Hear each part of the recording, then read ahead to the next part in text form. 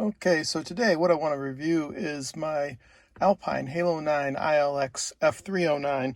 This is a head unit that I've had in my 2018 Toyota Tundra for over a year now. I've had the Tundra for approximately 3 years. I see a lot of reviews on installing this. I see very little reviews on the actual functionality of it. This is a unit that I mostly like a whole lot. It's a vast improvement over the stock head unit that came in the Toyota Tundra, and I'm going to talk about things I like about it and as well as things I don't like about it here. Right off the beginning, what I'm going to begin with is that this is a floating unit. As you can see, my hand travels behind it. That's one of the things I like. One of the reasons I like that is because if you look at these buttons down here, these capacitive buttons, our volume up, our volume down, our mute button here, this is the on-off button. It's also the button that selects between screens here. This is our favorites button, our fast forward and rewind buttons. All these buttons right here are out forward. What that means is that this unit sits forward in front of the bevel in the stereo surround, so I don't have to go ahead and reach to these buttons and reach inside that bevel to touch them. I can just go ahead and do my adjustments without that. Now, I do most of my adjustments on the steering wheel. However, my wife frequently rides with me and she'll want to reach in and touch those, and she doesn't want to have to reach inside that bevel to find them either. So this floating screen works out very, very nicely. The second thing that I wanted to talk about with this head unit is its Bluetooth capability. It does Bluetooth to my phone. It does play apps from my phone directly via Bluetooth. That's very nice and very handy to do, and you can also control those Bluetooth apps from my steering wheel. And if we take a look here at the steering wheel, you can see that there are the buttons there that will control it. I can do volume up, volume down, answer, etc. The one thing this unit will not do that was on the dislikes for me is Bluetooth to Apple CarPlay or Android Auto. In order for Apple CarPlay and Android Auto to work, you do need to have your phone plugged in. This was one of my dislikes that caused me to look at other units, but the overall functionality of this unit and the floating head unit is what caused me to decide to pick it here. So now let's show you here as we plug the phone in. This is what happens with when we plug the phone in. It goes to this set of icons here, and again, these things they coast really well. And then we can go into our Apple CarPlay down here. As you can see, this brings up Apple CarPlay. I have the choice of all my apps here. The apps I use most frequently are traveling apps. I do use Spotify and Pandora as I travel.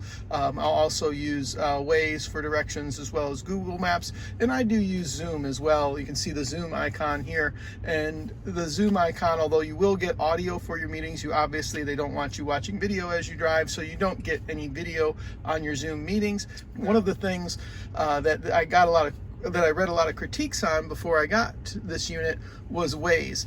Now, during the daytime, this is the nighttime view. During the daytime view, Waze on this particular system, which is not a high resolution system, although I think it works just fine in this vehicle, but Waze, with its wider screen that it runs during the daytime, that white screen, the roads don't show up very well.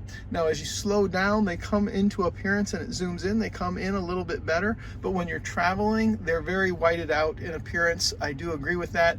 I handle that just simply by going into my Waze app on my phone and changing it to always nighttime mode, and then it always appears like this whenever I'm driving day or night. Of course, if you're in Google Maps, you get an entirely different view. What you get in Google Maps is you get this more bird's eye view, and if you prefer that for driving, it certainly works well. Now let's take you through some of the speaker selection of this. So there's a lot of functionality of this system that we haven't looked at yet. I can tell you, just changing out the head unit, the power that went to my speakers, it was an incredible difference. I would imagine this unit has to be at least double the power. So if you go ahead and press your emergency brake, you'll see that light up, and now you can go into setup and you can change all sorts of things. You can add a device, you can mess with the sound, the language, you can change some things about the picture and the display keys. There's some things specific to the vehicle that you can change. All this functionality in here, and you can change some things about your camera. You can also add multiple cameras. If you want a front camera with this, you can do that. You can switch between cameras. The functionality of it is great. If we go back into the sound, one of the things you'll see is that it has where you can set up all your speakers individually. You also have presets for your graphic equalizer if you go into them, and it will show you. Now, I am not somebody who listens to hip hop, but that is the sound selection as a default that I've found to be most satisfying to myself. That's the one I enjoy the most. You can also set this yourself. You can have presets on your graphic equalizer that you go through. As you can see, I don't have any significant ones in my presets, but you can also go to crossover. You can have presets in your crossovers as well as to where you want those to go and when you want them to cross over. You can change the amount of volume coming out of each speaker. You can balance that to your liking. There is also a smart app available where you can store these and share these settings with others. One of my other favorite buttons to use for this is right here. It's vehicle info. There's really a whole lot here when we click vehicle info. Now, these are the gauges. You can set these gauges. There are 5 gauges that you can set. You can set a center, you can set a top left, a bottom left, a top right, a bottom right. And if you can see, I've got these kind of custom set for myself to braking distance, to range and fuel mileage. And you can change this from even what your stock vehicle says. In other words, in my Tundras, those of you who drive Tundras with a 38-gallon tank know, it typically around 31 to 32 gallons will tell me that I'm about to run out of fuel. Well, I can actually set this for my 38-gallon tank. This all ties into the OBD2 port on the car's computer, and that port will give you all that information. You can also, kind of crazy here, right? You can get quarter-mile times. You can also set this for 0 to 60 times. You can get coolant, and it's very easy to do this. You just, from here, you just go into car settings. Then you select gauges, and it gives you your choice of gauges here. Let's go into our center gauge, and we can see that I have engine load selected. I like engine load because I am towing frequently, and I want to know how my truck is performing while I'm towing. These things that are grayed out, I can't select, but the things that you see here in white, like acceleration, accelerator pedal position, air fuel filter, battery voltage, I can select all these things to put them in that center position in my display. Anything that's grayed out, I can't. Anything that's gold is already occupying that position. And then anything in white, I can, like I said, select. And you can see all our choices here as we go down through it. You can see I can put RPMs, throttle plate position, timing advance, torque I can't do, which is a little bit disappointing to me. Well, and like I said, 0 to 60 times you can do, although it's not very practical in a Toyota Tundra. It has this other button that says vehicle info.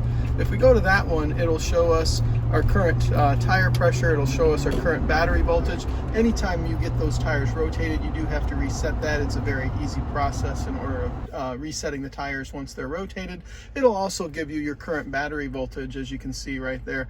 Again, I find these gauges to be very helpful for me as I do tow a fair amount. Camera settings, and you can actually add multiple cameras. You can switch back and forth in terms of which camera you're looking at. That's a really nice feature, I think. One of the other things I like about the camera feature, again, because like I said, I do tow a fair amount with my truck, is that I can turn the camera on, the rear camera, and we're in my garage now, so you can see the rear of my garage door there, but I can turn that camera on anytime I like. So when I'm hooking up my trailer, or when I first get going, that's kind of my triple check, is to look at this camera and look back at it and say, all right, I know I double checked while I was outside the vehicle. Now I'm going to triple check inside the vehicle and just make sure everything is still there where I want it to be. Now, one of the other criticisms of this particular system was the external microphone. Unfortunately, you cannot use the stock microphone that came with your vehicle. You do have to put in an external microphone. The stock microphone, if we look at it, it's in the overhead console, and the stock microphone is right up there. The replacement microphone, or the external microphone that I had to install, now I actually found this to be a very inconspicuous place when I installed mine. If we take a look, it's right above the mirror here, and I don't know if you can see that little dot there. I'll try to get in on here with the dots. Right there is where it is. And then the wiring here, I just simply ran right here underneath the glass. It runs over this direction, down the A-pillar, and then it goes underneath the dash, and underneath the dash back over to the system here.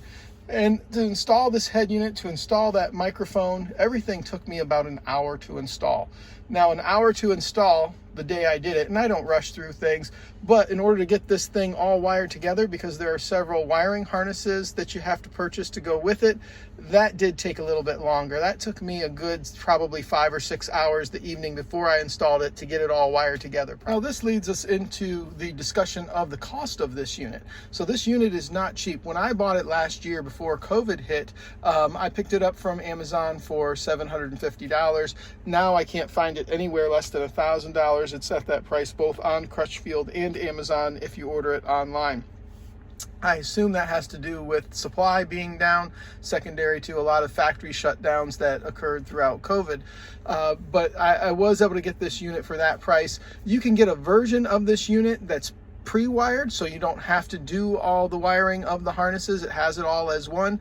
That total purchase price of that makes it about $500 more. It makes it roughly $1,500 instead of $1,000 right now. If you purchase all those harnesses yourself and you can follow instructions well and wire them together and hook up your iDataLink Maestro to your computer, you'll save yourself about $300. So it's about $200 to purchase those other parts. When I bought mine, like I said, it was $750. I purchased roughly $200, almost exactly, of the wiring harnesses and the iDataLink to get everything hooked up and set in right. The only thing that I didn't purchase was a satellite antenna. I do not use satellite radio, so I didn't want to hook that up myself. That would have been an additional $50, which would have put it right at $1,000 if I installed it myself. Right now, again, post-COVID, it would put it right at $1,200 if I installed it myself. So overall, my last take on this has been an excellent head unit. I love the look of it. I love the functionality of it. If I had had one of the more recent Tundras, a 2020 or a 2021 that came with stock Apple CarPlay and Android Auto, I probably wouldn't have installed this unit. Be that as it may, I'm very happy I did. I do like it better than those units, but probably not enough to pay to install it if they did come with Apple CarPlay or Android Auto. And like I said, as you can see here, I think the overall appearance of it with the truck, it looks like it matches the truck very, very well to me, and it does go in there very easy. I'll try to put a list of the other parts that you have to purchase for it, including the kind of skosh surround bevel here to match it up to the original stock one, as well as the various wiring harnesses and the iDataLink Maestro that allows you to use the steering wheel controls over here as well. Make sure to keep checking KEDREV's reviews for long-term real-world reviews that you can use.